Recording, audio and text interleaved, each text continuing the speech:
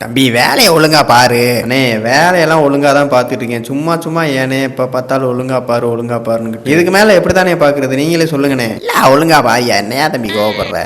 போறான் லூசு புண்ட மாரி விட்டா கிறுக்குறாங்க போல. லூசு தாலியெல்லாம் இருக்கிறாங்க. ஏதாவது பேசணும்னு சொல்லிட்டு பேசிட்டு இருக்காங்க. எவ்வளோக்கு ஜி அடிக்கணும்? 500 அடி. இந்த தாயிலாம் பார்த்தா 500 ரூபாய்க்கு அடிக்கிற மாதிரியே தெரியல. 500 ரூபாய்க்கு தானே? எத்தனை அடி சொல்றது? 500 ஜி நம்பர் பார்த்துக்கோங்க. அடிடா நான் பாத்துக்கிறேன்டா.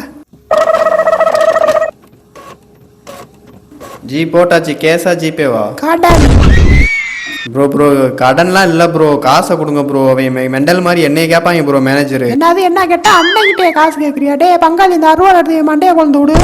வேணாண்ணே, காசு வேணாண்ணே. நான் கூட போட்டுக்கணே. தயவு செஞ்சு கிளம்புங்கண்ணே. அந்த பயம் இருக்கணும் தம்பி. நான் மட்டும் இந்த மாதிரி ரூட்டாலாம் பேசியிருக்க கூடாது, புரியுதா? புரியுதுண்ணே. தயவு செஞ்சு கிளம்புங்கண்ணே. உழைச்ச காசுல 500 ரூபாய்க்கு பெட்ரோல் போட வக்கு இல்லை. நீங்களாம் பெரிய புரியாடா? ஏ பாவா, நம்மளை பத்தி என்னமோ சொல்றான்டா. என்னடா சொன்னப்ப? அண்ணே நான் ஒன்றும் சொல்லலண்ணே. இந்த மேனேஜர் தானே உங்களை பத்தி தேவையா போய் அப்படின்றானே. நீ பங்காளி மட்டையை போதுதான்டா சரியா இருக்கும். வாடா. சாமா வச்சு மட்டை அடிக்க போறேன். எதுக்குடா என்னையே வெட்டுறீங்க? என்னோட பேரக்கு வந்து புள்ளல செய்யல.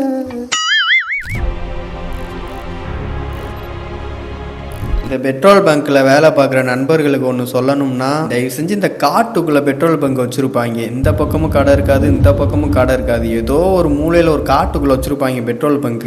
அந்த மாதிரி இடத்துக்குலாம் தயவு செஞ்சு வேலைக்கு போகாதீங்க. அவாய்ட் பண்றது நல்லது. அதே மாதிரி தான் பக்கத்துல பார் இருக்க பெட்ரோல் பங்குக்கு வேலைக்கு போகாதீங்க. ஏன்னா அவங்க குடிச்சிட்டு வந்து உங்களை மெண்டலாகி விட்டுருவாங்க. பெட்ரோல் போட்டதுக்கு அப்புறம் காசு கேட்டா கத்தியை தூக்கி மிரட்டுறது. ஓ ஏன்ட்டே காசு கேட்குறியா, நான் யாருக்கு தெரியுமா அப்படின்னு சொல்லிட்டு பெரிய புழு மாதிரி பேசுறதுன்னு இருப்பாங்க. அதனால அந்த மாதிரி அதுவும் நம்மளுக்கு சேஃப்டி இல்லை. ஏன்னா நம்ம குடும்பத்துக்காக வேலைக்கு போய்கிட்டு இருக்கோம். மதுபோதையில் இளைஞர்கள் வந்த நிலையில் அதில் ஒருவர் பணம் கேட்டு பெட்ரோல் பங்க் ஊழியரை கன்னத்திலேயே அறைந்து தாக்கினார்.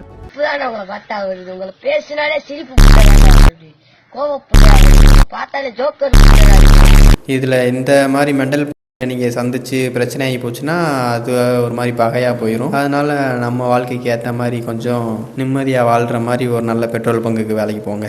என்ன இவ்வளவு விஷயத்த சொல்றீங்களே, யாருன்னு நீங்க? உன்ன மாதிரி நானும் ஒரு திருடன் தான்.